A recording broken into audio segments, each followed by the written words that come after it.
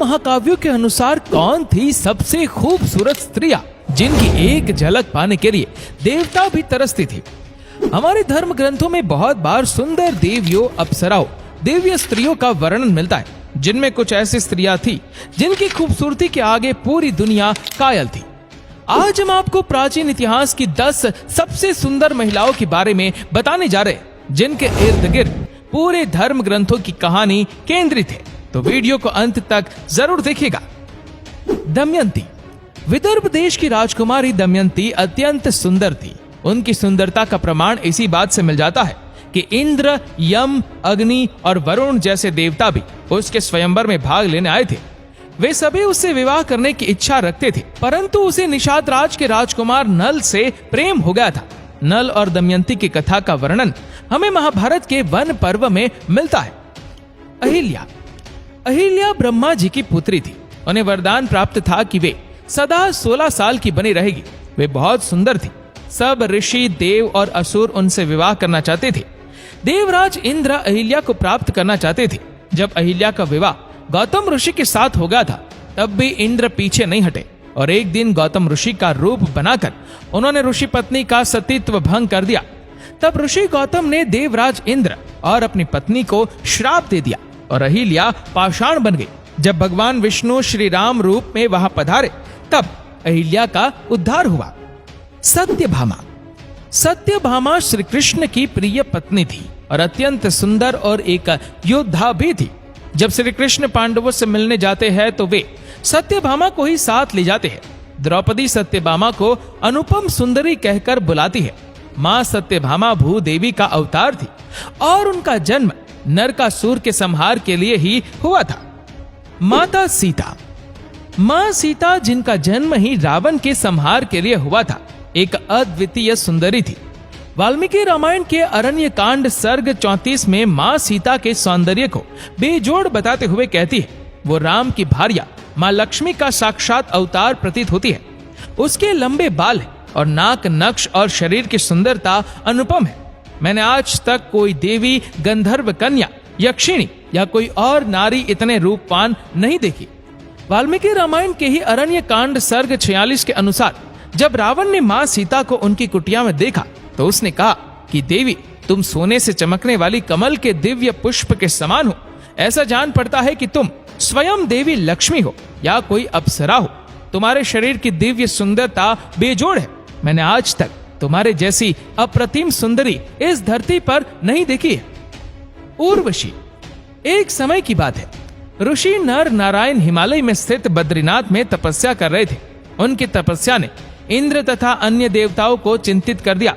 इसीलिए इंद्र ने कामदेव, वसंत और अप्सराओं को नर नारायण की तपस्या भंग करने के लिए भेजा।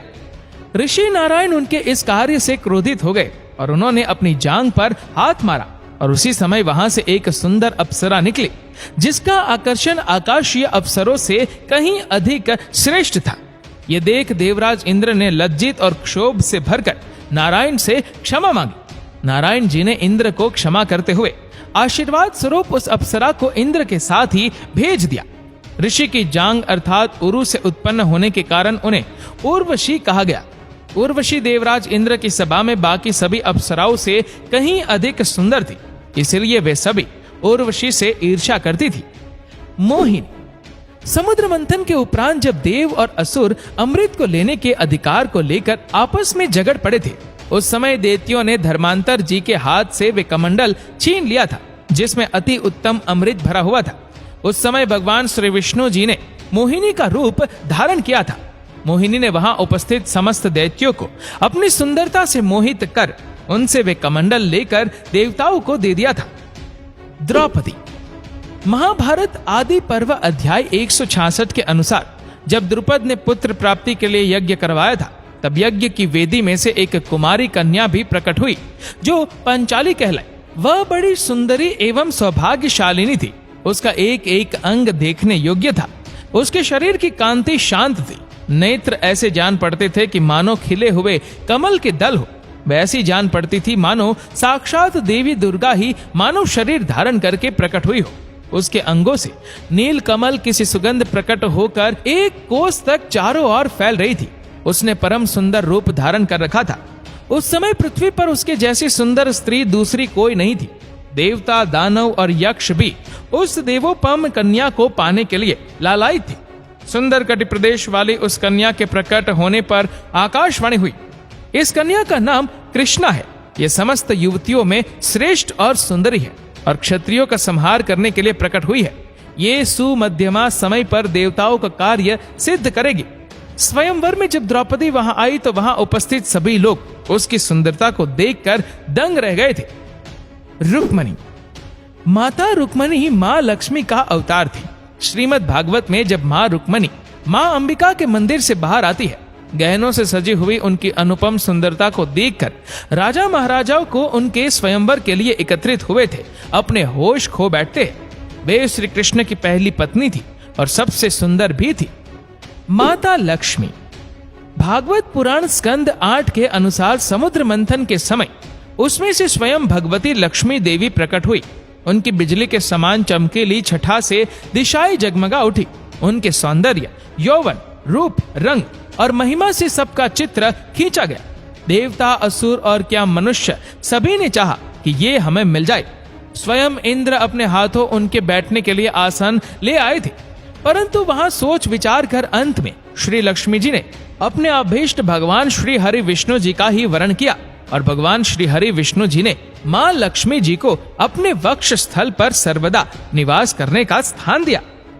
माता पार्वती। देवी पार्वती सुंदरता और शक्ति की प्रतिमूर्ति है। वे आदि शक्ति है। वे ही त्रिपुर सुंदरी है जो तीनों लोकों में सबसे सुंदर है। महादेव जिन्होंने स्वयं को समस्त सांसारिक सुखों से दूर रखा है, वे भी जब माता को देखते हैं तो मंत्र मुग्ध हो जाते हैं। ऐसी ही है देवी पार्वती की आभा। श्री ललिता सहस्त्र नाम में देवी पार्वती का दिव्य वर्णन है।